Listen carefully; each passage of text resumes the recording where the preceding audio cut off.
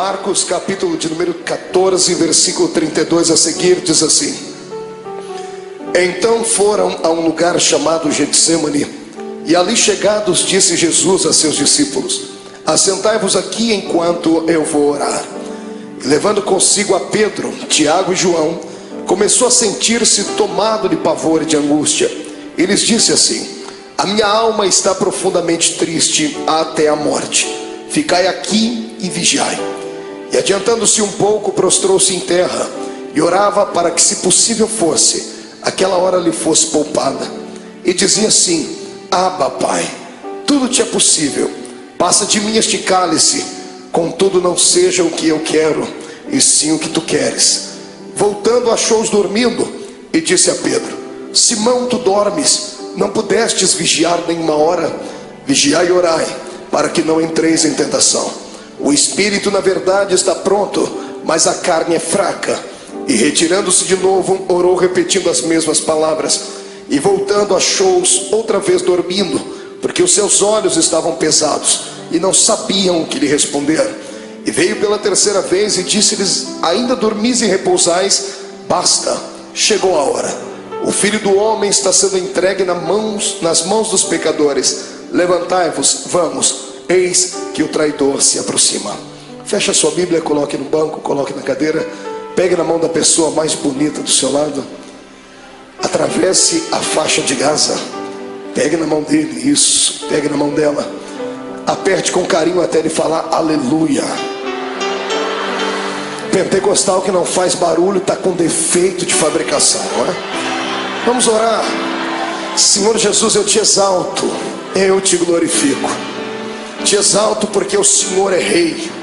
Te glorifico porque o Senhor me deu a honra de ministrar aos seus súditos nessa noite. Te exalto, ó Deus, porque eu sei em quem tenho crido.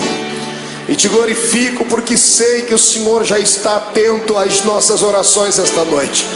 Eu não tenho sombra de dúvidas do seu mover neste lugar hoje. E eu quero agora lhe fazer dois pedidos que costumeiramente faço. O primeiro é que ao redor da Assembleia de Deus do Bom Retiro, num raio de 5 quilômetros quadrados, onde houver um demônio alojado agora, eu quero dar a esses demônios 5 segundos para desaparecerem daqui. Porque se não sumirem, serão queimados pelo poder da glória do Senhor que vai ser manifesta neste ambiente. O segundo pedido a Deus é um pedido de atrevimento espiritual. Se ainda tem o crédito no céu contigo como pregoeiro da sua palavra, abre a porta do seu palácio sobre nós agora e manda do céu para a terra uma comitiva angelical. Eu quero pelo menos 8 serafins aqui nesta igreja. A palavra serafim significa aquele que arde em fogo. Portanto, Senhor, eu quero 8 anjos de fogo aqui neste templo agora. Quero 2 aqui nesta tribuna, uma à minha esquerda, outra à minha direita. Quero 2 na entrada deste santuário e 4 seres esparramando brasas de fogo na nave da igreja. E onde houver um crente batizado com o Espírito Santo, renova ele, meu Senhor.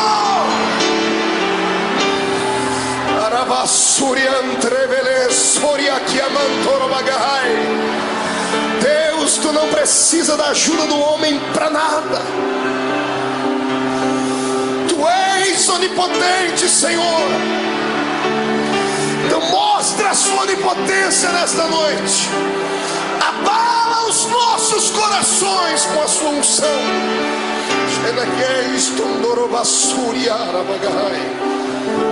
Muito obrigado, Jesus. Fica conosco aqui.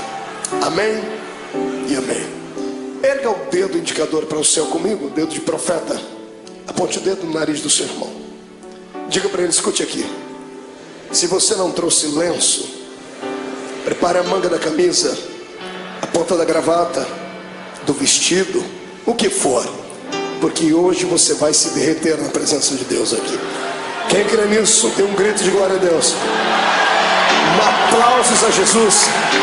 E tome o seu assento, glorificando ao nome dele.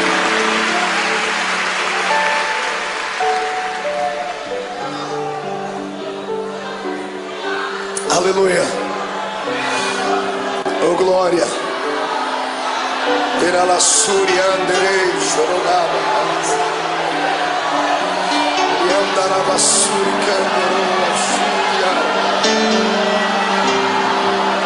Glorifico, Jesus. Senhoras e senhores, amada noiva do Cordeiro, quando eu abro a minha Bíblia Sagrada no Evangelho de Marcos, no capítulo 14, aqui onde lemos, diante dos momentos que antecederam a crucificação de Jesus, eu tenho uma palavra atualizada para os nossos corações. Certa vez, ouvindo um grande sábio pregador, ele disse algo que na época, talvez pela minha juventude, talvez pela força do ímpeto da juventude, eu achei que ele estava sendo apenas um tanto eloquente no que falava, e descobri anos mais tarde que era uma realidade. Ele dizia que a mensagem da noite, ela depende do estado de espírito daquele que vai transmiti-la. Se o pregador estiver alegre, a mensagem vai ser esfuziante. Se ele estiver melancólico, a mensagem será melancólica, porque o Senhor usa o vaso na situação em que ele está. Você já me viu pregar aqui mensagens daquela que a tampa da chaleira voa lá para cima. Toda segunda-feira tem sido um mar de poder aqui, não é verdade? Quem tem participado, quem tem ficado cheio de Deus, sabe disso. Mas hoje eu quero levar você por outro caminho. Quero convidar você para se entregar a Jesus hoje e permitir que Ele venha moldar de novo o seu vaso. Eu sei que vaso só pode ser quebrado no processo da preparação. Depois que o vaso está pronto, ele não pode ser quebrado mais, porque se for quebrado, terá que ser colado, e mesmo servindo ainda para alguma coisa, vai ficar dentro dele algumas cicatrizes. Eu quero crer que todos nós estamos ainda num processo de formação. Não chegamos ainda à estatura daquilo que Deus quer.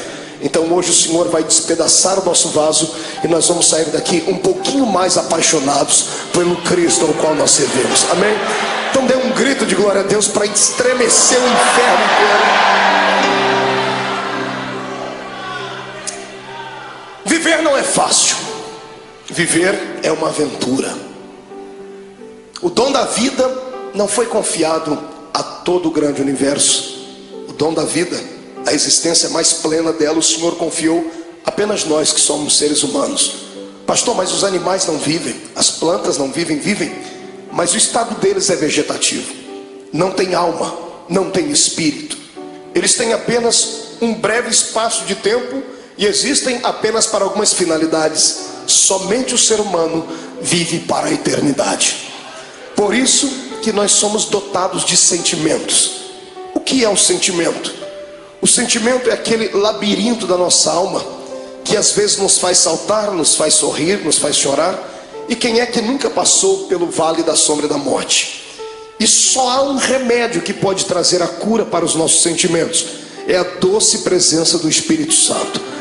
Porque a doença da alma, a dor dos sentimentos, da frustração, da depressão e da angústia, ela está localizada onde o médico não consegue localizar, bem na divisão da alma com o espírito. E só a palavra de Deus e a presença do Espírito Santo vão até este lugar. E é isso que Jesus vai fazer conosco aqui hoje. Ele vai transformar esta igreja hoje não num quartel-general, mas num grande hospital. E ele, junto com a sua equipe médica, que é composto pela Santa Trindade e os seus anjos, vão trazer o milagre para a nossa alma. Eu profetizo em nome de Jesus que o choro que durou uma noite toda terá que cessar, porque a alegria chegará e a sua alma será inundada com a presença do Senhor Jesus. Olhe para o irmão do Senhor, diga para ele: é só um momento de dor. Diga: vai passar. Quem acredita nisso, dê mais um grito de glória a Deus aí.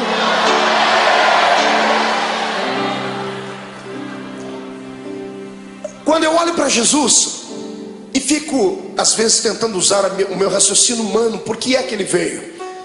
Alguns pensam que ele veio à terra apenas para implantar mais uma religião. Não era isso. O mundo já tinha muitas religiões. Já haviam religiões perfeitas aos olhos do homem. Já haviam religiões cheias de legalismo. Já haviam religiões amparadas por um sistema filosófico de poetas, como eram os epicureus.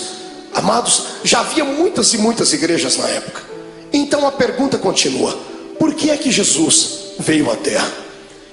Ele não veio à terra simplesmente por vir, como cantava Raul Seixas em uma música onde ele apontava o dedo para o nosso Salvador e chamava Jesus de ridículo, dizendo que ele não era besta para dar uma de herói. Jesus não foi apenas um herói, não foi apenas um mártir. Ele não saiu do céu apenas para fabular e confabular uma história. Jesus deixou as regiões celestiais motivado por um sentimento nobre e perfeito. Ele foi motivado pelo amor. Ninguém entende mais de amor do que Deus. Por isso a Bíblia diz que o amor de Deus foi pleno, porque Ele amou o mundo de tal maneira que deu o seu Filho unigênito, para que todo aquele que nele crê não pereça, mas tenha a vida eterna. Tentando indagar a Deus, fiz isso algumas vezes, perguntando então por que é que Jesus veio à terra, porque o Senhor não poderia usar outras pessoas para que isso acontecesse. O Senhor me disse: você não leu a Bíblia direito, porque desde o Gênesis eu tenho levantado homens para serem exemplos, mas todos eles têm fracassado.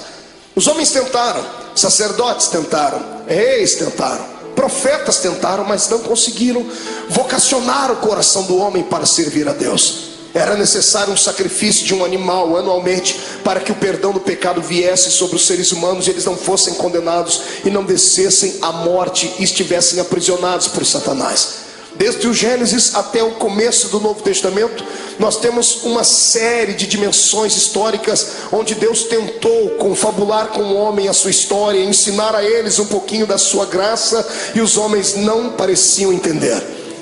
Foi então que Deus teve uma atitude divina. Só alguém que é divino faria isso. A minha Bíblia diz na boca de Paulo que ele, mesmo sendo Deus, não teve por usurpação ser igual a Deus. Antes aniquilou a sua forma divina e desceu na terra e se fez carne. Aqui começa o mistério da minha vida e da sua.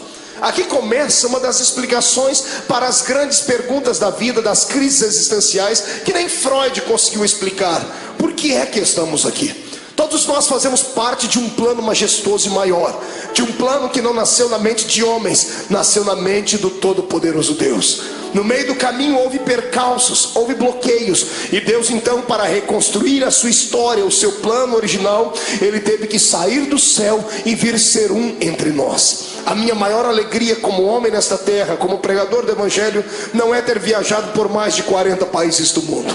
A minha maior alegria não é passar pelas ruas das cidades e ver um crente me reconhecer, ou saber que Jesus me deu um ministério abençoado. Não, a minha maior alegria se consiste nisso, em saber que eu tenho alguém lá em cima no céu, que para poder entender as minhas fraquezas e falhas, teve que sair de lá e vir experimentar um pouquinho desta vida triste e pequenina dos mortais. Amados, para que eu e você não fôssemos destruídos, destituídos, amassados e jogados dentro de um buraco, Jesus teve que sair lá de cima para tentar compreender a nossa falibilidade. Eu falo isso com propriedade, porque o Deus que está acima no céu nunca pecou, nunca sentiu dor, nunca foi desprezado a ponto de sentir náuseas e vontade de morrer enquanto estava lá em cima no céu.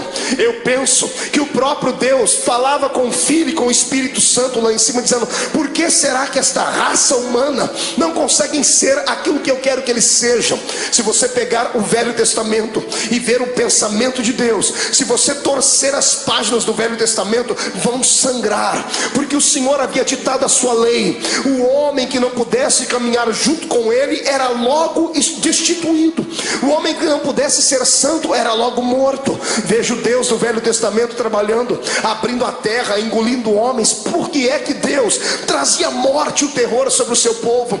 Pensava ele que aqueles que permanecessem vivos, olhando aqueles que foram punidos, se converteriam, seriam mais santos, seriam mais produtivos. E Deus via que, pelo contrário, aquilo parece que trazia, ao invés de temor, trazia ira no coração dos seres humanos. E alguns, por pura rebeldia, tratavam logo de desmerecer a Deus e de serem inimigos dele. O Deus do Velho Testamento tentou, ele fez de tudo que estava na sua mão para fazer, e até o ponto dele chegar no céu, sentado no trono, e dar um grito sobre aquilo que Isaías escreveu no seu livro, gritando bem alto: e agora? A quem eu enviarei? E agora quem há de ir por nós? Porque na terra não tinha ninguém justo o suficiente. Os homens não aceitaram o Deus Jeová, aquele que quando vinha em cima de uma nuvem, fazia tremer os montes, fazia os seus relâmpagos engrandecer o coração dos dos homens, e os homens não aceitaram. Então o Senhor está no céu, tentando encontrar uma nova maneira de atuar.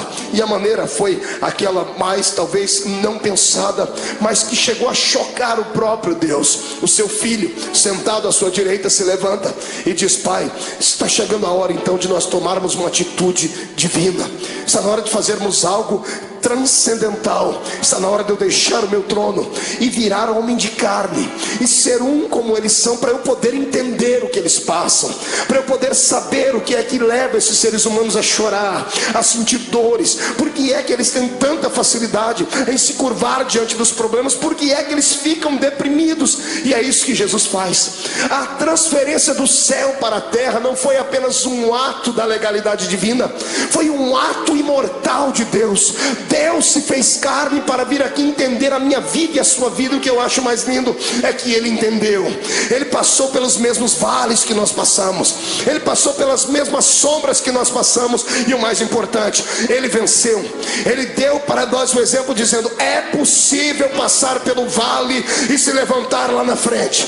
É possível andar de cabeça baixa, mas daqui a pouco erguer a sua cabeça, porque o ser humano é imagem e semelhança de Deus. Eu não prego nessa noite para um público comum de derrotados. Eu prego para homens e mulheres de carne e osso, mas que tem uma essência divina dentro deles.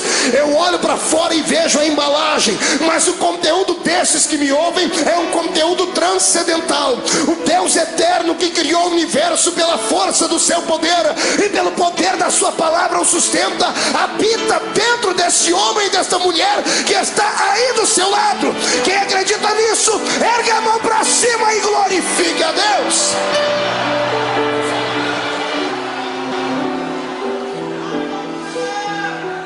Para tentar entender por que é que a gente chora, grita, geme, sente agonia, Jesus passou pelo mesmo caminho. Estava chegando os últimos dias dele na terra. Ele sempre foi um homem de oração. Eu amo Jesus por causa dos seus ensinamentos, aqueles que ele dava com a sua boca e aqueles que ele exemplificava. Sempre que ele queria exemplificar alguma coisa, ele usava os seus apetrechos divinos. Todas as vezes que ele operava um grande milagre, ele se escondia no meio do mato para orar. Diferente dos seres humanos do século 21. Toda vez que temos uma vitória, a primeira coisa que fazemos é ir para um restaurante comer uma boa picanha. Fazemos festa, não é verdade? Fazemos uma viagem, prendemos uma ida até a beira da praia. Jesus sabia do perigo de se ter uma vitória. Toda vez que você tem uma vitória, o seu arqui-inimigo fica furioso muito mais do que antes, e ele vai preparar uma luta pior ali na frente. E se você não se preparar e não estiver com o seu espírito pronto, você pode sucumbir ali na frente. É por isso que todas as vezes que ele tinha uma vitória, ele se separava e ia para o monte orar. Nesse dia, foi um dia diferente. Jesus acordou melancólico, entristecido, porque ele não era apenas Deus, ele também era homem. Era homem sujeito às fraquezas. Quando ele se destituiu da essência da glória, ele se revestiu da nossa humanidade. E ele tinha um problema que eu e você não temos. Mesmo sendo homem, ele tinha o poder de ver o futuro, porque ele era homem, mas também era Deus. Ele tinha a sua natureza humana, mas também tinha a sua natureza divina. A sua natureza humana dava a ele condições de sentir sede, ao ponto de pedir para uma mulher: me dá água porque eu tenho sede. Mas a sua natureza divina logo se impunha, e ele mesmo dizia à mulher: mas se tu soubesses quem fala contigo, você pediria água para mim, e eu te daria uma água que você beberia e nunca mais tornaria a ter sede. Na sua natureza humana, ele se cansou um dia na polpa do barco, dormiu e relaxou, ao ponto de Satanás se levantar e quase afundar o barco. Ele estava cansado, por isso dormiu. Mas quando se revestia da natureza divina, ele olhava para o mais miserável pecador e gritava no ouvido e no coração dele, dizendo assim: vinde a mim, vós, os que estáis cansados e oprimidos, porque eu vos aliviarei. Nessa manhã, o lado humano dele estava tranquilo, porque não enxergava o futuro. Mas o lado divino pregava peças nele, porque ele enxergava além daquilo que os olhos humanos viam. Mesmo sendo homem, ele continuava sendo Deus. Ele tinha percepção de algumas coisas do futuro. E dessa manhã, quando ele acordou, ele sabia o que ia acontecer. sabendo o que ia acontecer, ele não sorri, ele não conta uma história comum, porque ele era um homem como nós somos. Ele convida os seus discípulos nesse dia. Todas as vezes que ele ia para o monte orar, ele levava só 3, era Pedro, Tiago e João. Nesse dia ele olhou para todo mundo e disse: gente, vamos orar comigo. Eu imagino os discípulos olhando uns para os outros, dizendo assim: o quê? Jesus está pedindo oração para a gente? Ele está pedindo para a gente acompanhar ele até o monte para orar. E ele foi. Quando ele chegou naquele monte, dobrou o joelho. Todos eles dobraram o joelho junto com ele e começaram a orar, ou começaram a rezar, eu não sei. Repetiram as palavras que ele havia ensinado. Ninguém conhecia Deus a fundo. A religião deles antes de Cristo era uma religião canalizada em rituais humanos, em dogmas falíveis. Talvez eles não sabiam conversar com Deus na intimidade com a qual Jesus falava. Por isso Jesus nos ensinou a oração do Pai Nosso. Mas ele pediu para que eles orassem com ele, porque ele estava abatido naquele dia. E tendo orado, eu penso que, não sei se você passa por isso, mas eu passo. Quando eu estou muito angustiado, quando eu estou muito atribulado, eu preciso gritar, eu preciso desestressar. Eu subo um monte que tem na minha terra, e tem uma árvorezinha lá. Eu já falei dessa árvore para todo mundo, tem isso gravado em fitas. A árvore sofre comigo quando eu estou passando pelo vale, porque eu encho ela de tapa. Eu desestresso orando e dou uns tapas. Não que a árvore tenha nada a ver com o meu problema, mas é assim que eu me desestresso.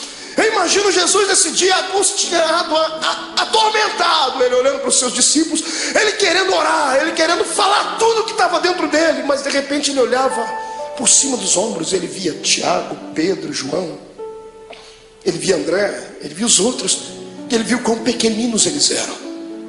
Eram apenas discípulos, não haviam atingido a estatura de mestre.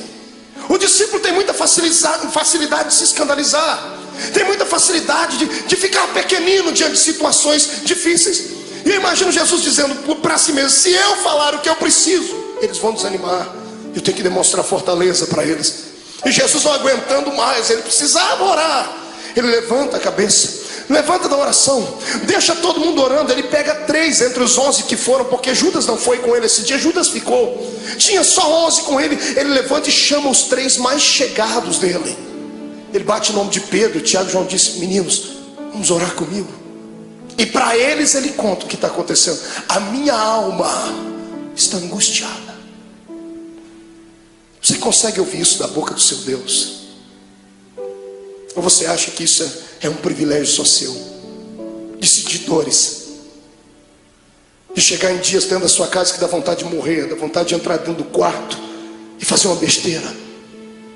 Ou você acha que porque você é crente, você está bem guardado e você tem anticorpos espirituais suficientes para te proteger de toda a avalanche do mundo? Não, você é um ser humano. A diferença entre o ímpio e o justo não é vista somente nessa terra, será vista na outra. Mas a minha Bíblia diz que da mesma sorte que sofre o ímpio, sofre o justo. A diferença não é em sofrer, a diferença é em como sofrer. O ímpio sofre desesperado, dá um tiro na sua orelha, fuma droga, injeta, bebe muito, até cair no chão, porque assim ele alivia a sua dor. Nós que somos crentes não fazemos isso. Mas quando temos os nossos problemas, nós entramos dentro do quarto e tomamos um chazinho da raiz de Jessé, e o Espírito Santo vem acalentar. É só assim que a gente passa pelo vale. Eu estou te mostrando o seu Deus em agonia.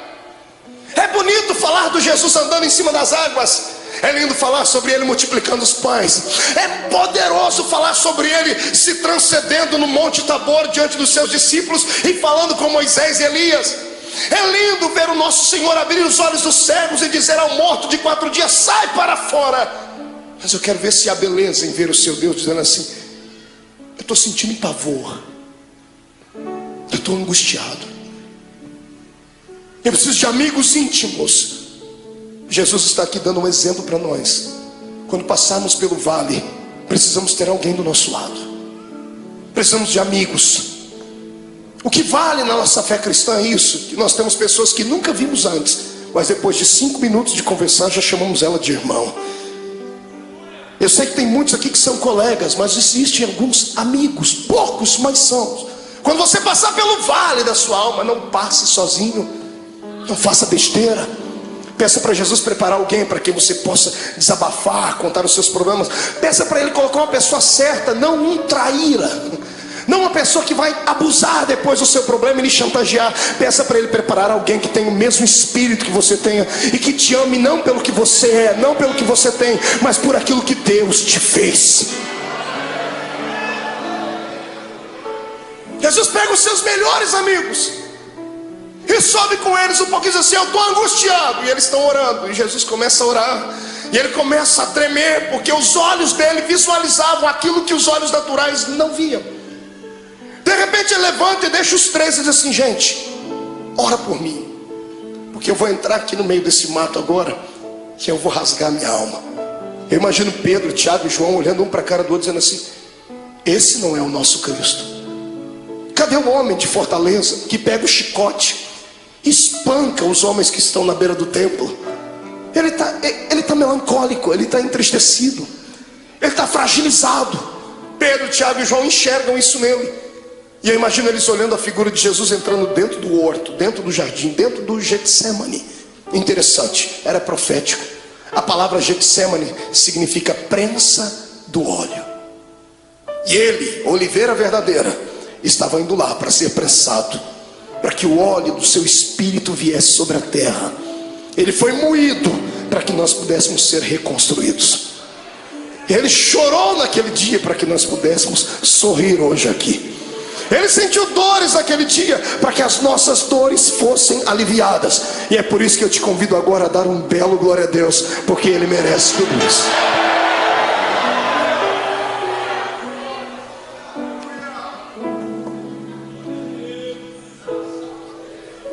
Ele começa a orar. Agora que não tem mais ninguém perto dele, ele rasga a alma e diz assim: Pai, eu sei que a hora é chegada, mas o meu lado humano não está aguentando. Então eu vou fazer um pedido ao Senhor: se der, Pai, passa de mim esse cálice. Se der, risque esse momento. Se der, me priva de sentir aquilo que eu já estou vendo que vou ter que sentir. Quando Jesus ora desse jeito, é posto uma vírgula na sua oração. Se levantam dois reinos do lado dele nesse momento: o reino de Deus e o reino de Satanás. Os anjos se calam no céu, o próprio Deus está em silêncio no céu olhando. Os demônios estão fazendo figa, estão torcendo, dizendo assim: se ele não for até o fim, não tem salvação. Se ele não for até o fim, o plano está mais uma vez destruído. E Satanás está lá orando para si mesmo, pedindo para que todos os poderes das trevas viessem trazer uma nuvem negra sobre Jesus naquele dia.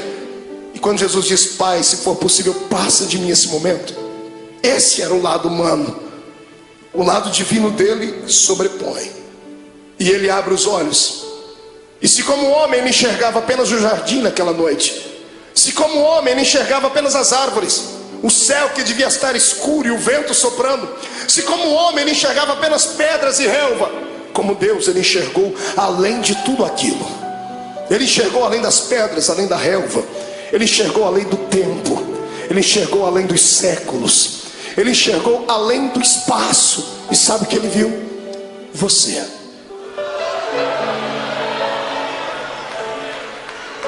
Eu. Ele enxergou você.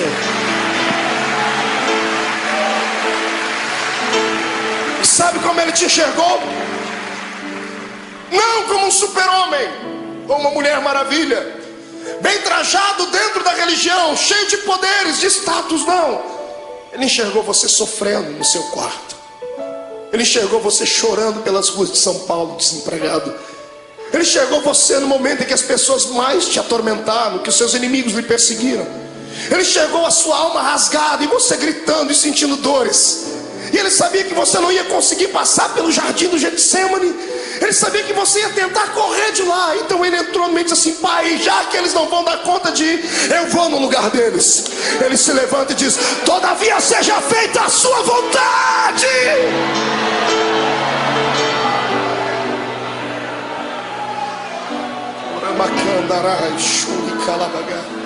Feche seus olhos por um momento.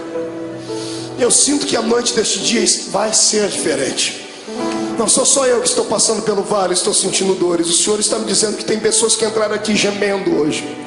Tem pessoas que essa segunda-feira perdeu o sentido para ela. O feriado não teve alegria nenhuma. Tem gente aqui dentro que sequer conseguiu dar um glória a Deus. E não é porque não queria, é porque a sua alma está mais atormentada do que tudo. Veio buscar aqui hoje, nessa noite, um escape. Tentou enxergar aqui uma luzinha no fundo do túnel. Em nome de Jesus, como profeta do Deus vivo, eu profetizo que o tempo de cantar chegou. Os espíritos de tormento, os espíritos de acusação, os espíritos que provocam o seu espírito, te deixam abatido, chegaram até a porta do templo, mas tiveram que voltar. Quando eu fiz a oração inicial, eles tiveram que recuar 5 quilômetros. E eu te dou uma palavra de Deus: eles não vão voltar. Você vai sair daqui hoje de cabeça erguida, sorridente, alegre, de paz, cheio de Deus. Vai entrar na rua da sua casa com a coroa da vitória. Você não é um derrotado, você não é mais um. Você nasceu para a vitória. Quem acredita nisso, adore ao Senhor.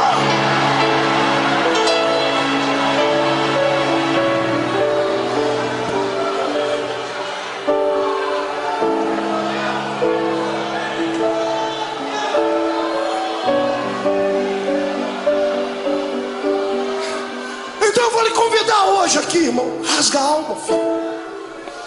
Chora. Vomita tudo que está dentro da sua alma, põe para fora.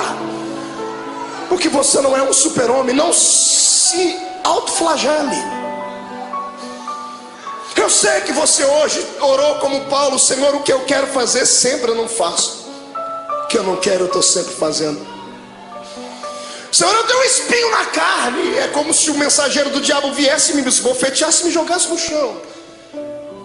Eu quero que você ouça aquilo que Paulo ouviu. Deus se levantou do trono e não acusou ele, não apontou o dedo. Deus olhou para Jesus do lado dele, viu a mão furada, viu o sofrimento do filho e disse assim: ô Paulo, fique tranquilo. Como, Senhor? Eu estou angustiado. A minha graça te basta. Senhor, não é o suficiente, então eu vou preencher agora. O meu poder se aperfeiçoa na sua fraqueza. A matemática de Deus é diferente. E eu profetizo que aqueles que entraram fracos aqui dentro hoje, Satanás não vai ter coragem de cruzar o seu caminho por pelo menos um mês. Eu profetizo em nome de Jesus que aqueles que entraram aqui entristecidos, chorosos, estão recebendo hoje o revestimento do Espírito. Vão sair daqui armados até os dentes. Eu digo aos demônios: caiam fora da vida dos servos de Deus, porque o poder do Senhor se manifesta. Mão direita para cima. Faça um carinho nas costas do seu irmão. Diga para ele: a angústia, o pavor, a angústia e a tristeza, a angústia e o abandono são o caminho mais fácil, mais rápido de tocar o coração de Deus.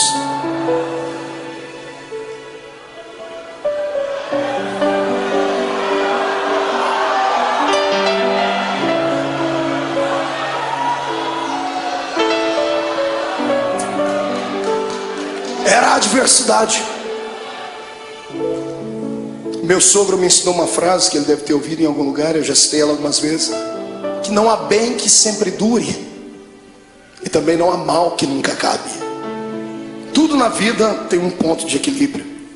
A vida da gente é igual às 4 estações do ano. Alguns estão sorrindo do seu lado porque estão vivendo o verão na vida deles. O sol da justiça está alto, está brilhando sobre ele, está corando a sua pele, por isso que o irmão está sorridente. Outros estão vivendo a primavera da sua existência, estão florindo, estão frutificando, estão crescendo. Em contrapartida, outros entraram no outono, começaram a perder as folhas, começaram a perder o colorido. E difícil saber que alguns entraram pelo caminho do inverno, estão sucumbindo, estão tendo que buscar água nas profundezas dos lençóis mais profundos da terra, estão tendo que se curvar diante de tudo. Mas a bênção é que tudo é um ciclo. Depois do inverno vai vir o verão de novo. Calma, é só um tempo. Na minha vida e na sua, tudo o que acontece, ou acontece porque Deus mandou, ou porque Ele permitiu. Satanás não tem esse poder que nós pensamos que ele tem de vir e manipular a nossa existência. Eu sou entregue a Cristo e você também. O mais fraco aqui entre nós é capaz de catar Satanás pelo chifre e esfregar o focinho dele no chão, porque ele não tem mais solução. Para mim e para você, por pior que seja o ato cometido, se puderes hoje inclinar não os joelhos em terra, mas sim o coração diante de Deus, o sangue de Jesus Cristo cobrirá todos os seus erros e você ficará mais alvo do que a alva-neve.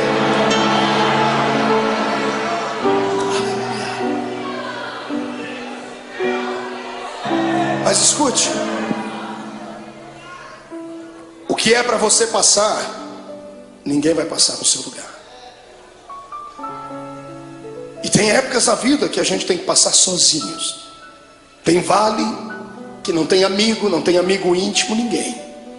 Tem coisas que somos só nós e Deus. E o pior é que nesse exato momento parece que Deus nos esquece. Eu não sei o que é pior, a correção de Deus ou o silêncio dele. O silêncio, quando você grita e lá do céu vem uma resposta assim: psss. Jesus estava sentindo assim aqui. A alma dele estava contrita.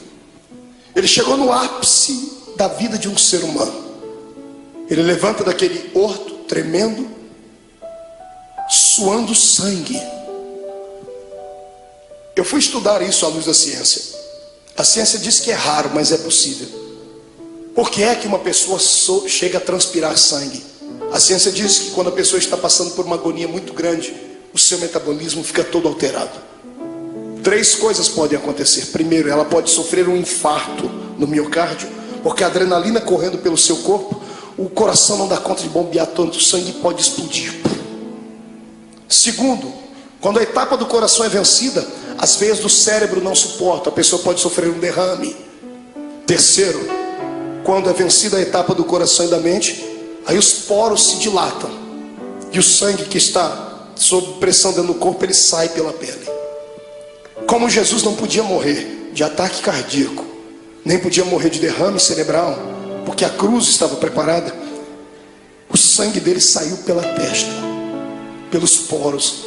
Eu queria que você imaginasse a afeição do seu Cristo quando ele passou a mão na testa e viu o sangue. O lado humano dele deve ter se contorcido, mas era preciso passar por aquele vale, era preciso ir até o fim. Ele levanta dali como um vitorioso. O reino das trevas está abalado porque acharam que ele ia parar naquele momento. Ele levanta e pega os discípulos dormindo. Que decepção. Mas ele sabia que eles eram fracos. Ele olhou para os discípulos, acordou e disse assim: nem uma hora pudestes velar comigo? E os discípulos já correm e dobram o joelho. Jesus diz: não, agora é tarde. Eis que o Filho do Homem será entregue na mão dos pecadores. Quando ele acaba de fazer isso, eles ouvem passos de uma multidão de homens que vem vindo. Tochas acesas vêm iluminando o caminho deles, liderado por alguns homens da religião judaica. E no meio da multidão Jesus viu um rosto conhecido, o rosto de um dos seus discípulos. Esse discípulo vai dar um beijo em Jesus. E aqui eu começo a aprender com Jesus coisas lindas, coisas que nós não aprendemos com o ser humano. Quando Judas dá um beijo nele, Jesus era tão amável, ele acreditava tanto no poder que ele tinha de envolver as pessoas, ele tinha tanta pena da alma do ser humano, que quando Judas lhe beijou, ele já sabia o motivo. Ele poderia ter expulsado Judas. Imagine você sabendo que uma pessoa que com um beijo ela vai lhe levar à morte. O que você faria? Esmurraria ela? Arrancaria a cabeça dela? O que é que você faria? Pois Jesus olhou para ele depois do beijo e disse assim: amigo. Jesus não era hipócrita, nem falso. Mesmo Judas traindo ele, disse: você ainda é meu amigo. Essa palavra vem de encontro àqueles que durante essa semana traíram Deus. Traíram Deus com seus atos, traíram Deus com as suas palavras, negaram Jesus com seus feitos. Porque eu creio que eu não estou pregando aqui para uma assembleia de homens puros e mulheres purificadas, porque se todos aqui fossem santos à estatura que pensam, não estariam sentados nesse banco, estariam voando com os anjos aqui. Eu sei que estou pregando aqui para gente que passou pelo vale, porque o meu Deus não fala com quem está ausente, Ele fala com quem está presente.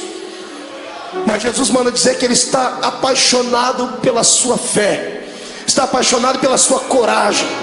Você caiu, veio aqui se arrastando com a boca no pó, mas crendo no que está escrito, que o justo pode cair até 7 vezes, mas o Deus que ele serve, de todas elas o colocará de pé.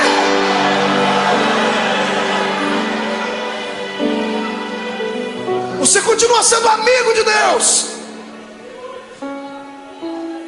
O amor de Deus não dá para se entender.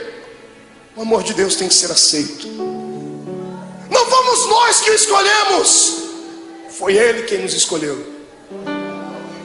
E quantas vezes você já fez essa pergunta: por que o Senhor me escolheu, Deus? Por que você acha que Deus te escolheu, irmão? Pela sua força? Pela sua oratória? Pelo seu talento de cantar? Você acha que Deus olhou para você e disse: não, esse aqui eu vou poder usar, então eu vou investir nele, e o outro que não prestava, ele não investiu? Não foi nada disso. Deus olhou para você e alguma coisa em você atraiu Ele. Não foi você que foi buscar Deus em uma igreja, foi Ele que trabalhou no seu coração em casa, usou o testemunho de alguém. Deus queria você, mas a palavra final foi sua: eu vou. Quando você disse vou, o Senhor disse: pronto, eu escolhi, agora Ele veio. Você foi escolhido por Deus. Escute, deixa eu dizer uma palavra, que isso aqui vai quebrar esse demônio que te atormenta, vai acabar com a sua depressão. Escute: nenhum ser humano pode surpreender Deus. Não há nada que você faça, não há nada que você pense, não há nada que você aconteça que você vai deixar fazer Deus ficar assim: nossa, o meu filho me espantou. Porque Deus conhece tudo. Você nunca vai surpreender Deus. É por isso que eu me apoio nessa palavra, para nunca sair dela. Porque o diabo, ele só sabe falar do passado. Ele só sabe acusar você do que você fez, do que você cometeu antes de entrar dentro dessa igreja hoje. Ele só sabe apontar o dedo para você e metralhar você, dizendo assim: você foi isso, fez isso e aquilo. É por isso que eu prefiro ficar com Deus, porque Deus não fala do passado. Todas as vezes que Deus olha para você, sabe o que Ele fala? Do seu futuro. E lá no céu, imagina Ele acotovelando Jesus, está vendo aquela filha lá? Olhe lá na frente e veja o que eu vou fazer com ela. Está vendo aquele homem? Olhe lá na frente e veja o que ele será. Porque Deus não é como caranguejo que anda olhando para trás. O Senhor está na nossa frente. O Senhor está além das suas fraquezas. O poder do Senhor está além da sua humanidade. O poder de Deus está além dos seus complexos. É por isso que eu te convido nessa noite: saia de dentro da prisão que está a sua alma. Deixa o Senhor hoje sacudir as portas desta prisão e arrancá-las para fora.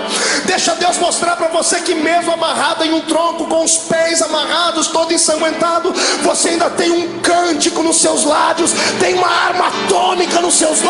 Enquanto você cantar, as muralhas vão cair. Eu convido você hoje a saltar para dentro do território dos vitoriosos.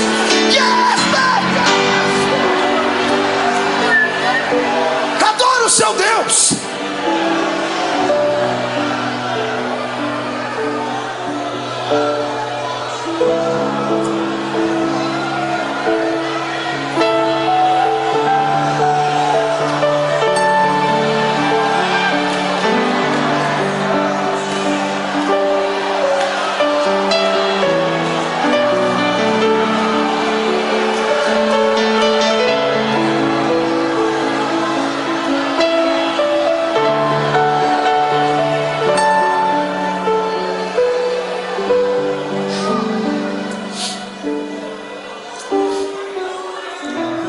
É hoje o dia que Deus escolheu para arrancar você de dentro do quarto escuro da sua vida.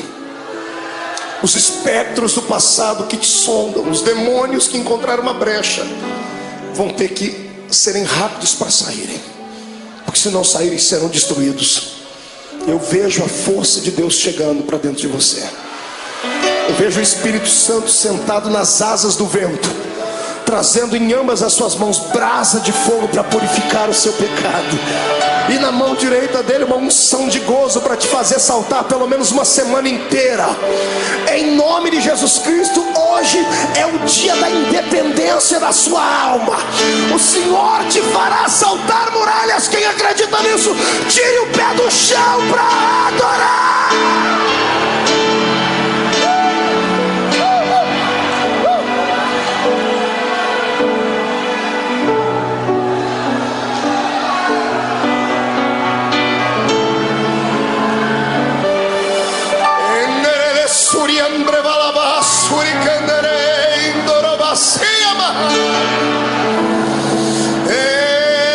Adore a Deus, cante um hino de vitória e vem agora para perto do altar.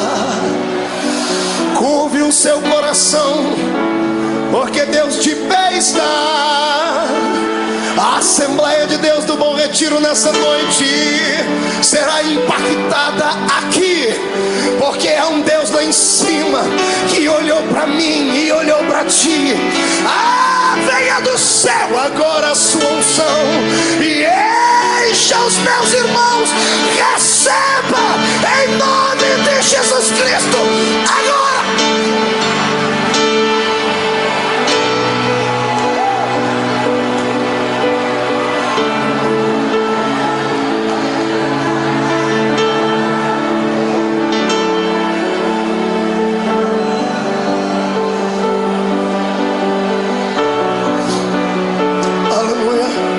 Sente um pouquinho.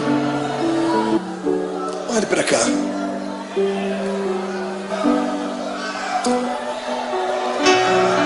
Tem um santo católico. Ele foi canonizado pelos homens, mas o exemplo de vida e de fé dele impactou um tempo. Chamava-se São Francisco de Assis. São Francisco de Assis fez uma oração, e uma frase da sua oração eu peguei para mim, para orá-la sempre que eu estou passando por problemas. Ele disse assim: Deus, dá-me forças para suportar aquilo que eu não posso mudar. Gravou ela aí? Peça isso para Deus. Dá-me forças para suportar aquilo que eu não posso mudar.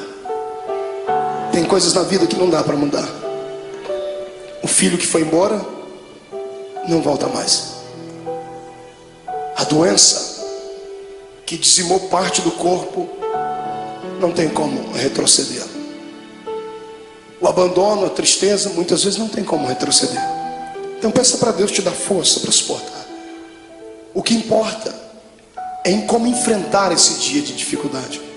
É em como você vai enxergar o seu jardim. Você pode enxergar o seu jardim como sendo o ápice do abandono de Deus, ou pode enxergar o seu jardim como sendo o pódio da coroação da sua vida. Depende da maneira como você foi para lá. Jesus foi preparado para o jardim. Por isso ele orava antes, incessantemente. Por isso ele buscava Deus. Por isso ele passou 40 dias no deserto em jejum, porque ele sabia que a missão dele era grande, como a sua é. Sabe por que você está querendo parar? Porque você não se preparou. Tem levado uma vida de brincadeira, pensando que a igreja é apenas um lugarzinho de reunião social, pensando que a fé cristã é só aqueles dogmazinhos ensinados pelo pai e pela mãe. Não, a salvação não é hereditária. A salvação é pessoal, é uma experiência com Deus. Busque a sua experiência nessa noite. O Senhor transmutará esse coração de pedra num coração de carne, trará alegria para dentro da sua vida, e você vai ter força para viver. Lá está ele. Olha o seu Jesus sendo preso. Quando os homens vêm prender ele, ele tinha passado uma noite de oração. Às vezes eu tenho pena, entre aspas, dos demônios, porque eles vêm atormentar quando a gente está fraco na carne, mas o espírito está forte. Os homens chegam e Jesus pergunta para eles: a quem buscais? E eles dizem: a Jesus. Naquele momento ele não falou como um homem, ele falou como o Deus lá do Êxodo. Ele olhou para eles e disse assim: eu sou.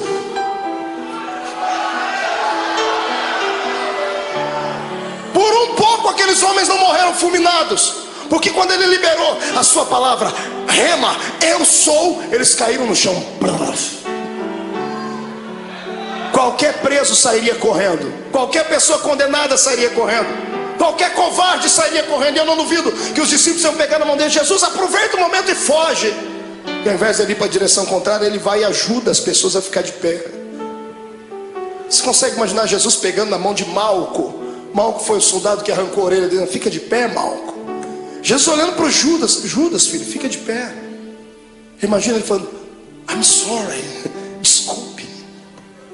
Em vez de falar como homem, eu falei como Deus. Foi só um momento, eu estou aqui, pode me prender.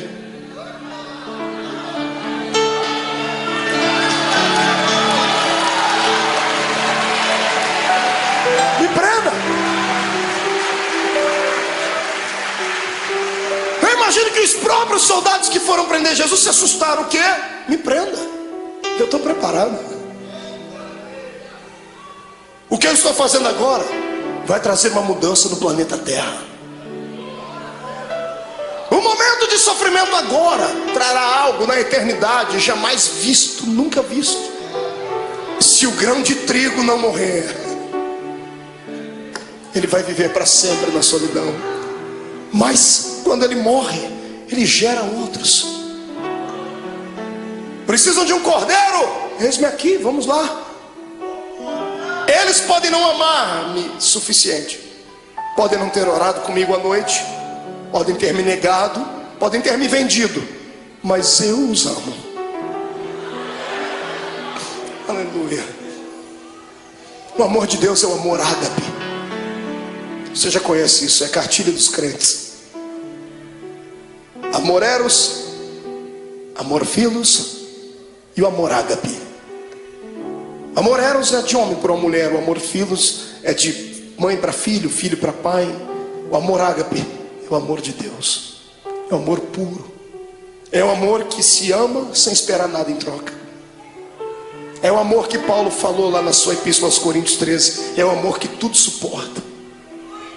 É por isso que Jesus está te segurando.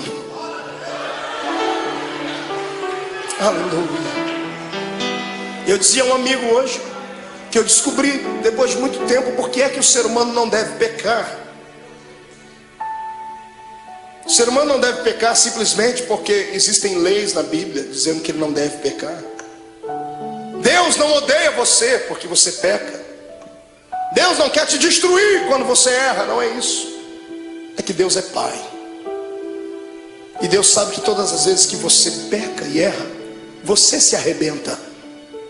Todas as vezes que você faz alguma coisa errada, é você quem se machuca. E qual pai quer ver o filho machucado? Qual pai quer ver o filho ferido? Está entendendo? É por isso que o Senhor não quer que você erre, você burle a lei.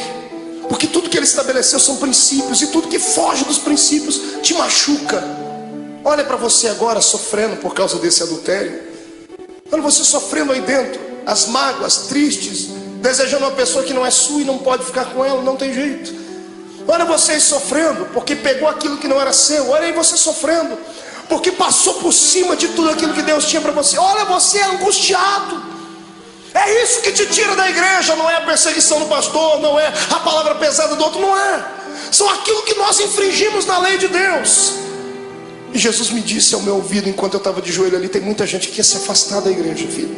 E fala para eles que não importa o que eles fez, importa o que eu fiz por eles. Sai da frente, Satanás, eu estou com raiva de você.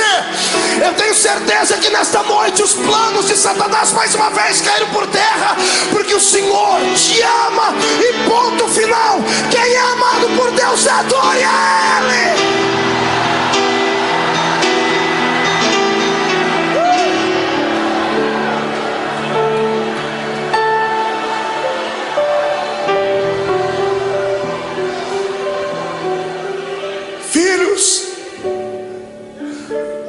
A rejeição, a cruz, a agonia, vocês não vão suportar, eu suporto por vocês. E levaram ele como um preso comum. Fizeram do meu Jesus uma peteca. Caifás, Anás, Pilatos, Herodes, Pilatos, ninguém achava nada de errado nele. Ele tinha palavras para incriminar os homens, mas ele se calou e não se defendia. Pilatos fica estarrecido, diz assim: que homem é esse? Pilatos queria soltar Jesus, mas o ego dele era muito massageado pelos judeus. Ele não queria perder a postura de um grande. Então, para alegrar o coração dos judeus, ele pensava que isso iria aplacar a ira deles. Ele manda chicotear Jesus. E pegam o meu Jesus, o seu Jesus, levam ele numa noite fria para um lugar, numa praça, amarram as mãos dele em uma estaca, deixam ele seminu. Aquilo era já motivo para matá-lo, porque todo judeu tinha vergonha de mostrar o seu corpo. Estava sendo humilhado, até que ele começou a ser flagelado. Azorrague era o nome da arma com a qual bateram em Jesus. 12 tiras de couro, na ponta de cada tira um osso de carneiro quebrado ou limalha de ferro. Cada vez que o carrasco batia nas costas do meu Jesus, 12 buracos ficavam nas costas dele. Paulo disse: assim como meu mestre, eu tomei uma quarentena de açoites menos uma. Foram 39 chicotadas daquela, mais de 460 cortes nas costas. O corpo não aguenta. Depois da 10ª chicotada, ele já estava pendurado. Ele poderia ter gritado, ele poderia ter aliviado um pouquinho da dor, porque quando gritamos, por um momento, há um bloqueio no cérebro e a dor passa instantâneo, por momentos, mas passa. Se ele gritasse, ele teria sentido menos dor, mas ele não gritou. Ele aguentou calado, porque sabia que você não ia aguentar. Sabia que eu não ia aguentar. Eu também, irmão, eu também. Eu também.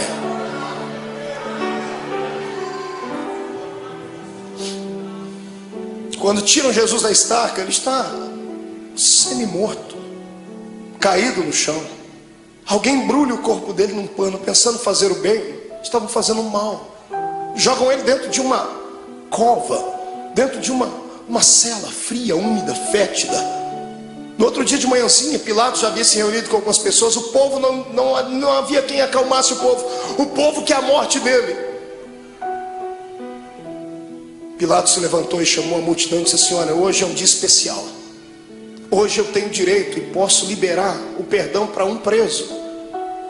Vocês têm esse homem chamado Jesus e tem Barrabás. Barrabás era um terrorista, era um prisioneiro político. Era um homem que queria lutar contra o reino de Roma. Por isso estava preso. Um homem zarrão, de quase 1,90 m, diz a história. E quando colocaram Barrabás e pegaram o nosso Jesus todo machucado demais, ele não jantou na noite, não tomou café de manhã.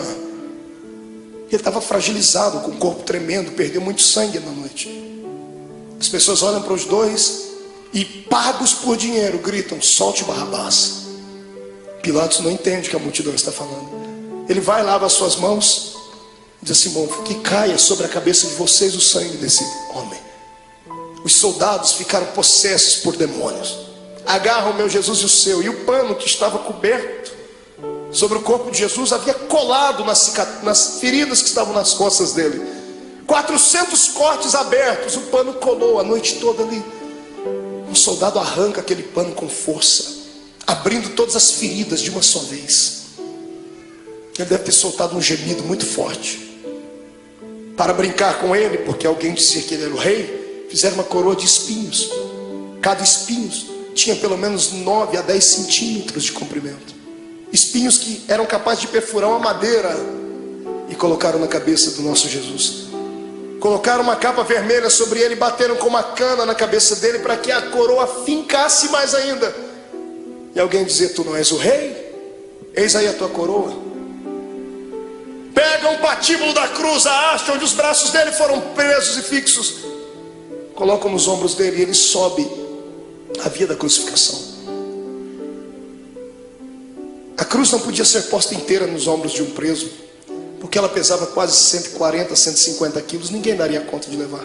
Era só a parte principal. Jesus está subindo aquela travessia. Aquilo era um show, era um espetáculo que todos aguardavam. Todo mundo estava esperando ver ali um preso político, um preso famoso. E quando muitas pessoas começam a ver Jesus passando ali, a agonia tomou conta do povo. Eu fico imaginando as pessoas que estavam lá naquele dia. Imagina o Lázaro, o amigo de Jesus, do lado de Marta e Maria, as irmãs segurando ele. Eu vou lá, eu vou soltar ele, eu vou fazer alguma coisa. Mas não vá, Lázaro, se for vai morrer também. Ele vai passando o olhar, ele vê todos aqueles para quem ele multiplicou o pão e deu na mão deles. Os amigos que ele tinha desferiram contra ele a traição. Pedro está andando do lado, triste porque já tinha negado Jesus. A mãe de Jesus vai ao longe, olhando o filho querido. No meio do caminho ele não aguenta. A Bíblia não diz, mas é possível que Jesus tenha tombado com o peso daquele lugar, daquela cruz, da haste daquela cruz, porque ele estava muito cansado, estava com fome, estava machucado. E o soldado romano, enfurecido, endemoniado, olha no meio da multidão, e para humilhar mais Jesus, escolhe um homem diferente no meio da multidão. Ele pega o Cirineu, Simão o Cirineu. Cirineu não era sobrenome. Cirineu falava do lugar onde ele havia nascido, Cirene. Cirene ficava na Etiópia. Era o único negro que tinha ali naquele dia. Pegaram um negro para colocar ali, para ajudar Jesus a carregar a cruz, dizendo: nenhum dos seus irmãos te ama. Colocaram um estrangeiro para ajudar Jesus a carregar a cruz. Eu fico aqui imaginando com a minha mente, ele está sofrendo, está morrendo e está ensinando a gente que quando passarmos pela nossa via da crucificação, não tiver nenhum amigo para ajudar a carregar a cruz, não tiver nenhum parente para ajudar a carregar a cruz, Deus enviará um estrangeiro para ajudar. Aleluia. E o mais lindo é que o estrangeiro já está do seu lado, o Espírito Santo. É Ele quem te ajuda a carregar a cruz. Está sentindo Ele aí, irmão? É por isso que está ficando mais leve a cruz. Eu não oro para que Jesus tire essa cruz dos seus ombros, mas eu peço para que Ele te dê força para carregar ela até o fim, porque vamos trocar as cruzes que nós temos por coroas do céu. Aleluia. Passe pelo vale dando glórias ao seu Deus.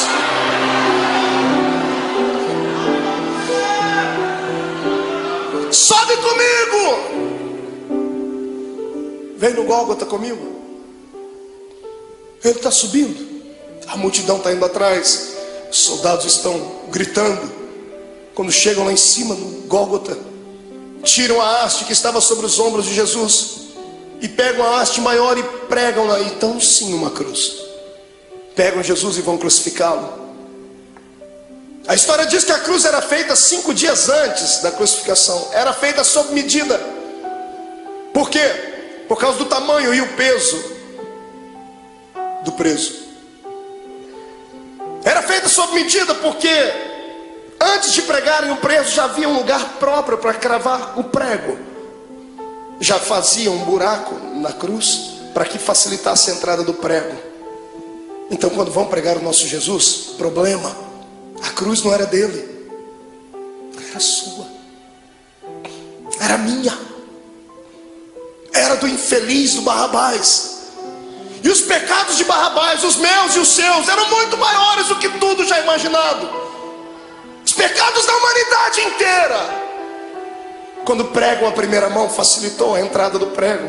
Quando vão pregar a segunda, não dá, porque o braço dele era menor.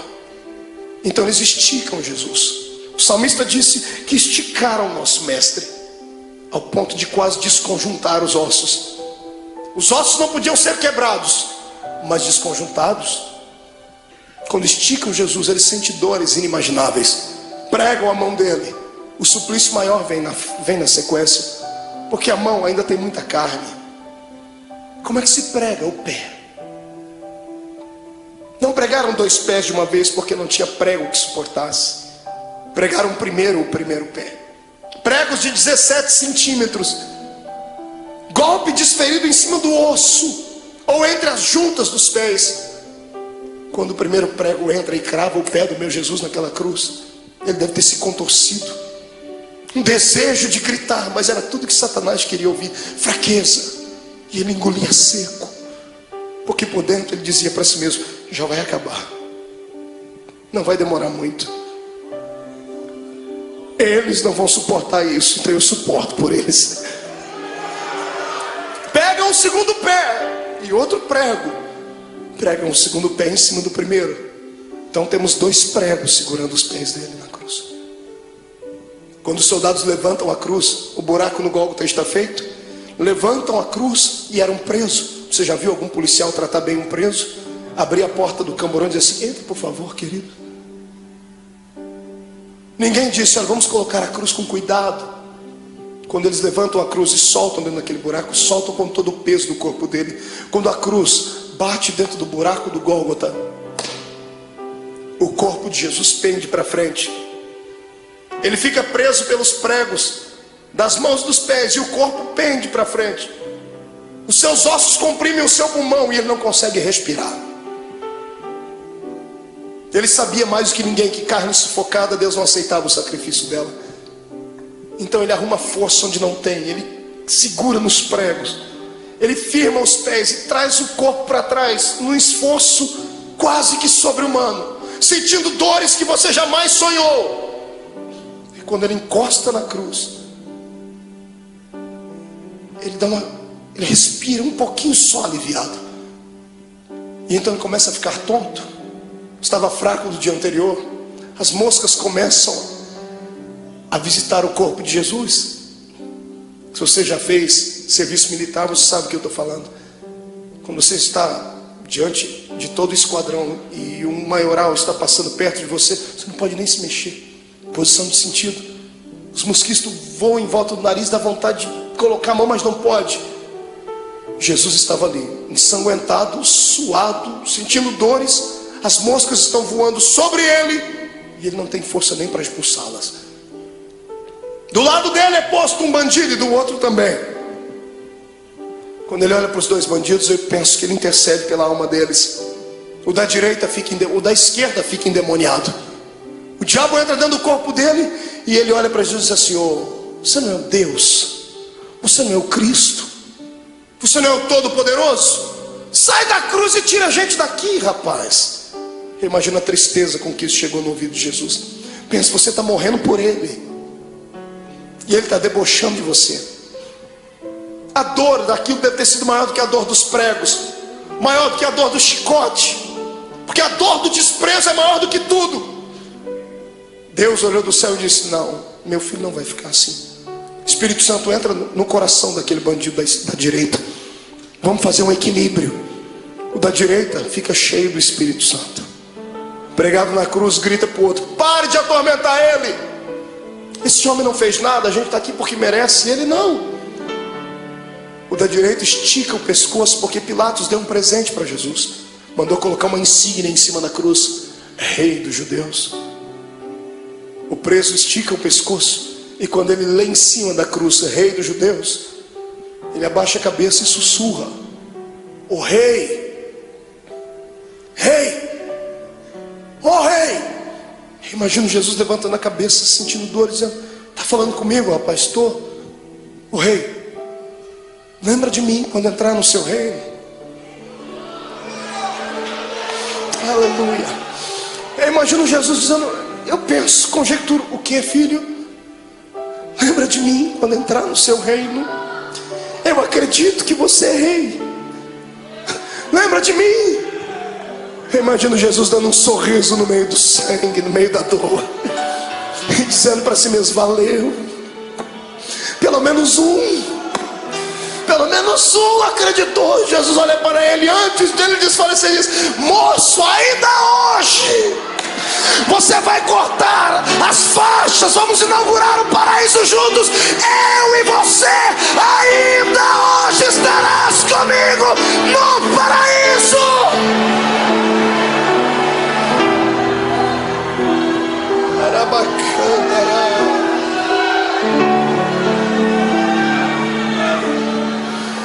Incline a sua cabeça.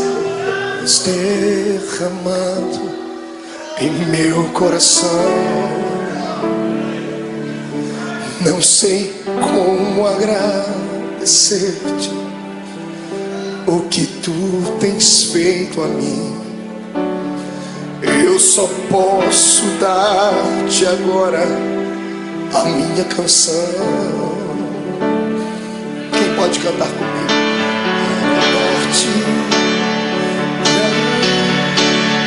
Vai, grita. graças, graças, Senhor, graças, meu Senhor Jesus.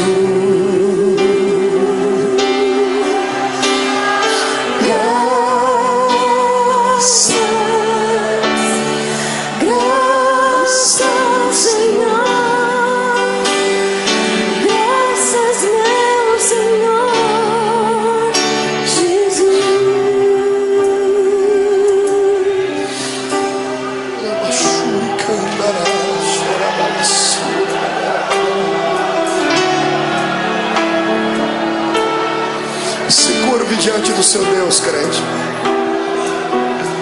Até você que não gosta de dar glória a Deus não pode ficar em silêncio agora.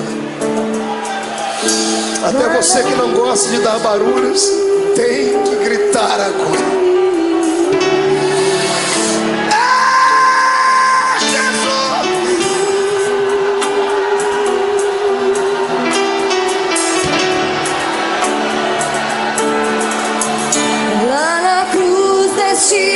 Tua vida, entregaste tudo a mim, vida eterna me entregaste ao morrer. Por teu sangue tenho entrada junto ao trono celestial. Posso entrar confiantemente ante a ti. Lá na cruz deste tua vida, entregaste tudo a mim, vida eterna me entregaste ao morrer. Por teu sangue tenho entrada junto ao trono celestial. Posso entrar confiantemente ante a ti.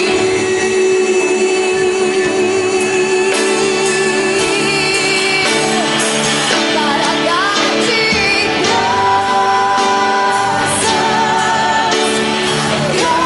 graças, Senhor, graças, meu Senhor Jesus.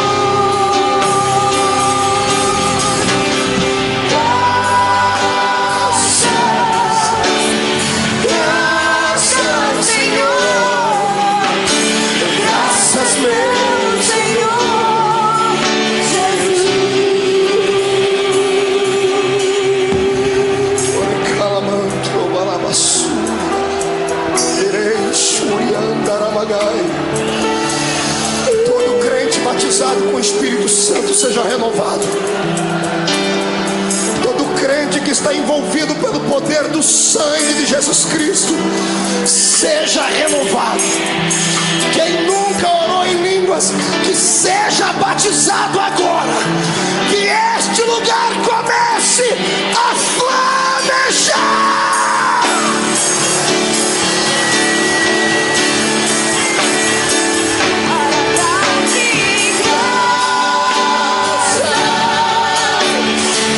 Graças, Senhor,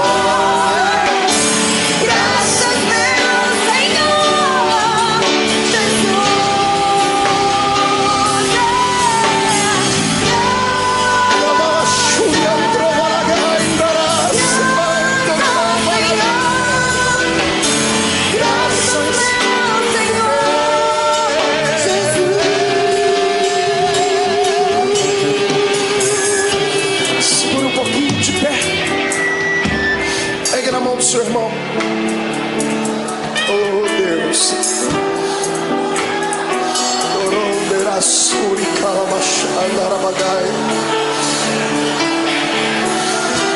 Eu sinto o poder do sangue de Jesus aqui. O Senhor está perdoando pecados nessa noite. Aleluia! Sai da frente, Satanás! Estamos em guerra!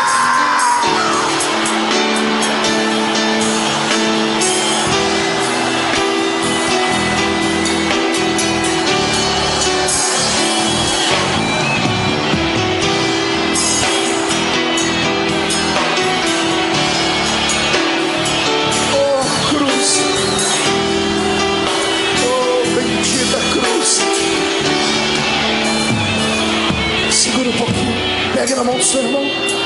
Olhe para cá.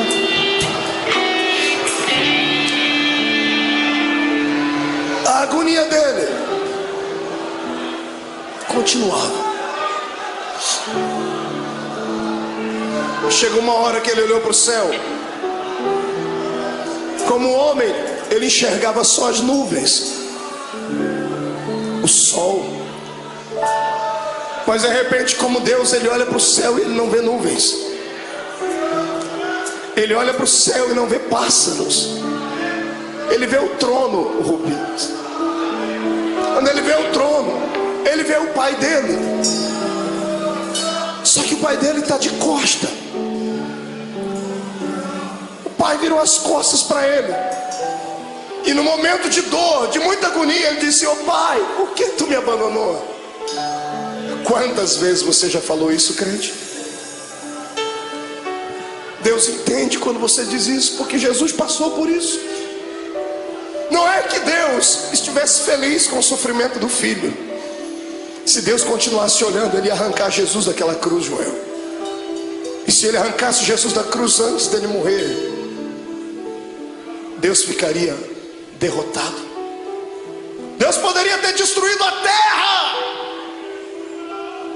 mas ele preferiu virar as costas para não ver. E o lado humano de Jesus sentindo dores, mas o lado divino dentro dele dizendo assim: já está acabando, aguenta mais um pouquinho, segura.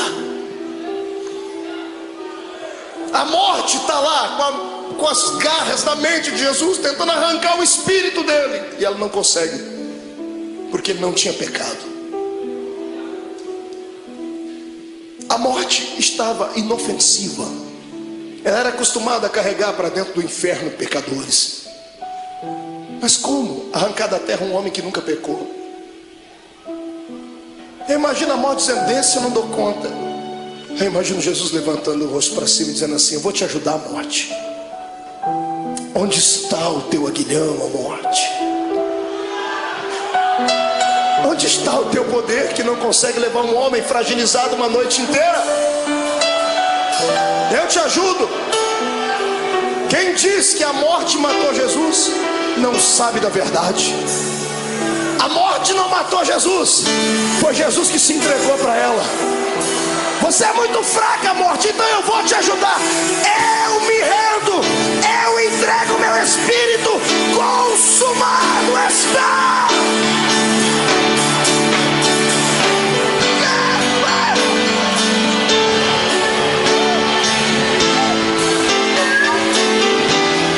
Este é o Cristo que tu serves.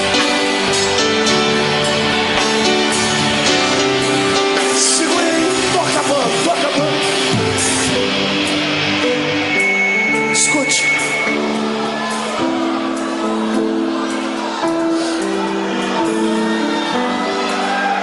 Segure só um pouquinho. Quando a cabeça de Jesus pendeu, o astro-rei deixou de brilhar. O cosmos e a natureza se curvaram diante do Rei eterno. As rochas se fenderam. O sol se escureceu. A multidão que gritou crucifica-o começou a bater no peito e dizendo: ele era Deus. O centurião que ajudou a fragilizar o corpo dele está embaixo da cruz gaguejando e dizendo: esse homem era o Filho de Deus. Maria está embaixo, João está abraçado com ela dizendo: aguenta, mãe, aguenta. Tiram Jesus da cruz. Ele morreu primeiro do que os bandidos. E um dia eu orei a Deus, Deus me revelou por quê. Por que Jesus morreu antes dos bandidos, irmão? Será que Jesus era tão fraco assim? Porque os outros bandidos também foram flagelizados. Por que Jesus morreu primeiro? Eu perguntei a ele um dia, e o que ele me respondeu: é só crente cheio do Espírito Santo para entender. Jesus nunca gostou da morte. E todo morto que cruzou o caminho dele ressuscitou. Todo. Ele chegou a parar velório, cortejo fúnebre, Jesus nunca gostou da morte porque ele era Deus. Ele sabia que o homem não foi feito para morrer. Toda vez que a morte cruzou o caminho dele, ele parou ela. Nesse dia, para não ver os dois morrerem antes, ele falou: eu vou morrer primeiro, porque se eles morrerem eu vou ter que ressuscitar eles aqui. Perto de mim ninguém fica morto.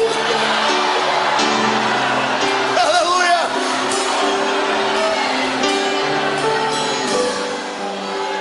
Ele morreu a carcaça. Quem morreu foi Jesus, o homem. Mas o Cristo que estava dentro dele não podia morrer, porque Deus é eterno. O Espírito do Cristo que estava dentro dele saiu pela boca. Quando o homem expira, seu espírito sai. Interessante é que ao invés de Jesus sair dali e ir até o céu, a Bíblia diz que ele foi às regiões mais baixas. Ele foi num lugar muito interessante que poucos crentes conhecem, pouca gente prega. A Bíblia diz que ele foi buscar um cativeiro. Já leu sobre isso na Bíblia? Quando Jesus morreu, ele passou 3 dias morto ali, o corpo, porque o espírito dele foi fazer uma pregação interessante. Ele foi a um lugar onde estavam todos os santos que haviam morrido antes dele, porque ninguém ia para o paraíso, iam todo mundo para o seio de Abraão. E Jesus foi lá e se revelou: eu sou. Eu imagino ele, que já estava com a chave da morte e do inferno na mão, indo lá, abrindo as portas das cadeias. Abrindo a porta, lá dentro tem alguém sentado assim: sai para fora, Daniel. Mas Senhor, quem és tu? Eu sou aquele que fecha a boca do leão.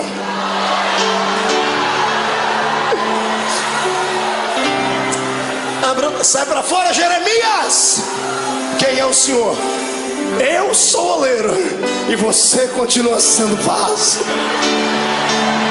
Vai na porta. Sai para fora, Ezequiel. Quem és tu, Senhor? Esqueceu de mim? Eu sou aquele que mediu as águas para que você entrasse nelas. Águas de vida, águas que purificam, sou eu. Jesus vai na cela de um homem chamado Manoá. Quando ele abre a porta: sai para fora, Manoá. Senhor, quem és tu, Manoá? Você perguntou o meu nome quando eu fui anunciar o seu filho. Eu sou o maravilhoso, Manoá. Sou eu. Sai para fora, Davi. Quem és tu, Senhor? Eu sou o bom pastor que dá a vida pelas suas ovelhas. Sai para fora.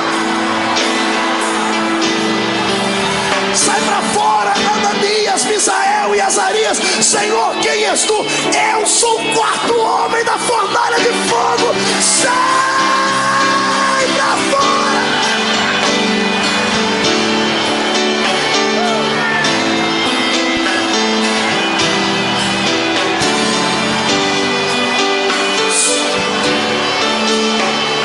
Segura. Jesus chega numa porta. Era um dos últimos a ter entrado lá antes dele. Ele abre a porta, está lá um sujeito de barba. Ele diz: João, sai para fora, João. Mas Senhor, quem és tu? João não me conhece? Imagina João olhando e dizendo: oh Senhor, desculpa. É que a última vez que eu lhe vi, o Senhor era um cordeiro, e agora eu vejo que tu és o leão. O leão da tribo de Judá.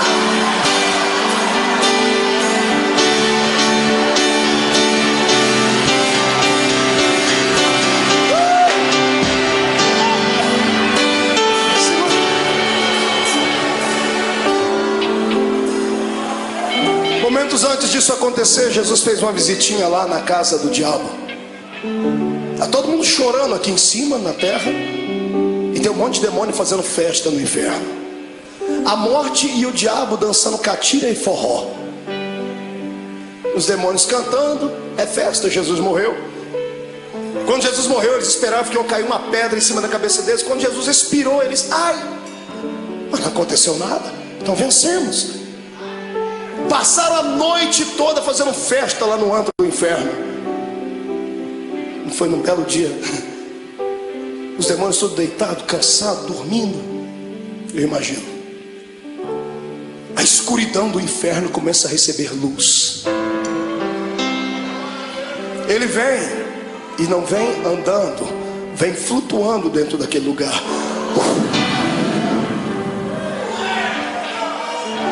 Quando a presença, a luz e o calor dele vai passando, demônios começam a gritar: ai, está queimando, é o sol. E alguém grita: é, mas é outro sol, é o sol da justiça que está entrando. Os gritos devem ter acordado o diabo e a morte. Jesus olha para a cara dos dois. Antes de falar com o diabo, Jesus vai no colarinho da morte, agarra ela pelo colarinho e diz: onde está a morte? Onde está o teu aguilhão, a morte? Jesus pega e joga ela para um canto. Jesus vai onde está o diabo, fala: Satanás, agora é contigo, seu infeliz. Me agonizou lá no monte, achou que eu não ia vencer. Eu vim aqui provar para você que é possível ser homem na terra e ainda ir morar no céu.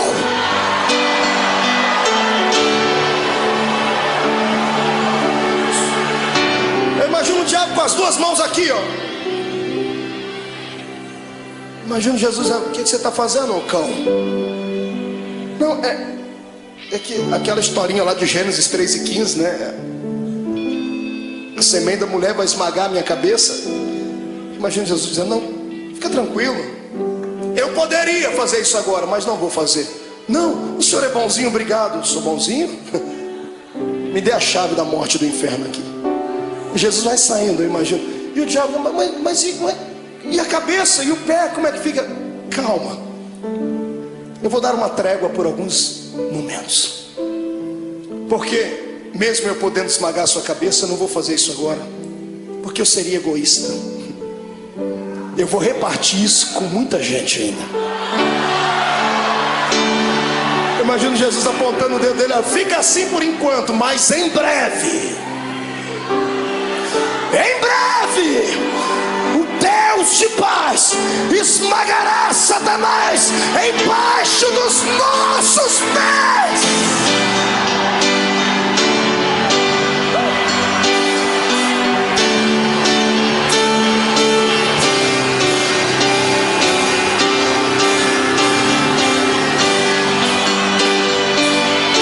Segura, vamos encerrar.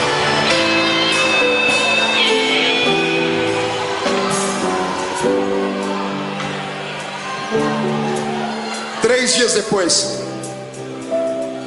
umas mulheres chorosas chegam na tumba de Jesus, levam perfume para embalsamar o corpo dele. Está todo mundo chorando pelos cantos. Quando elas chegam na tumba de José de Arimateia, que emprestou para Jesus, a pedra gigantesca estava removida. Desesperadas, elas pensam que alguém roubou o corpo de Jesus. Quando elas entram lá dentro, no meio de duas pedras tem dois homens de branco.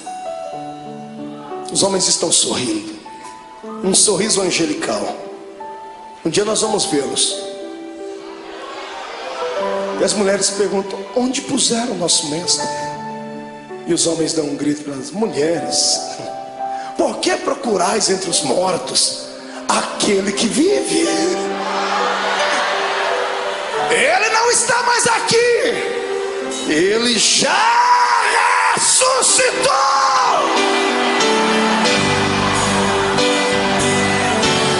Vou te dar um conselho: passe a quinta-feira da angústia, chegue na sexta-feira da crucificação e não se entrega. Se segura, porque o domingo da ressurreição vai chegar. E Deus manda dizer que essa noite foi transformada no domingo da sua ressurreição. Eu quero saber onde estão aqueles que estão passando por uma sexta-feira de dor, estão passando pelo vale, estão sofrendo, sentindo angústias, estão com vontade de deixar tudo, não aguentam mais as perseguições, não aguentam mais passar pelo vale da sombra e da morte, e querem que o domingo da ressurreição chegue logo. Vem, irmão, vem aqui à frente, vem correndo que eu vou orar por você. Vem, você não está sozinho. Eu estou passando por esse vale também. Eu estou passando por esse vale. Vem, se chora mesmo. Derrama as últimas lágrimas. Viver é assim. Hoje a gente perde, mas amanhã a gente ganha. Hoje a gente está embaixo, mas amanhã vamos estar por cima. Hoje foi despedido, mas o Senhor vai abrir uma porta de emprego amanhã. O coração está apertado porque está sozinha, está sozinho. Foi traído, foi abandonado. Calma, o Senhor tem bênção para lhe dar. Ele já preparou, mas ou Ele vai trazer de volta o que foi. E se aquele não prestar mais, Ele vai preparar outro. Ninguém perde com Deus. Ele só pede para você ter paciência. Segura um pouquinho. Grite, mas não murmure. Se jogue no chão, mas não perca a fé. Porque em nome de Jesus Cristo, o domingo da ressurreição está chegando. Diga comigo, em nome de Jesus.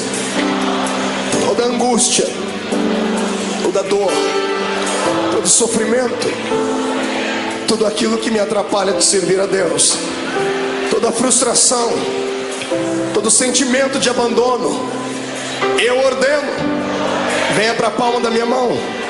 Agora, fecha a sua mão. Diga comigo, a minha sexta-feira da crucificação já foi. Hoje é o domingo da minha ressurreição. Levante a mão para cima, eu vou contar até 3. Você vai jogar no chão e vai pisar em cima. 1. A vitória é sua. 1,5. Hoje o Senhor te transporta para o reino dos vitoriosos. 2. A sua casa será impactada pela ressurreição de Deus. 2,5. Satanás é um derrotado, com um D maiúsculo. 2,75. É o dia da sua liberdade.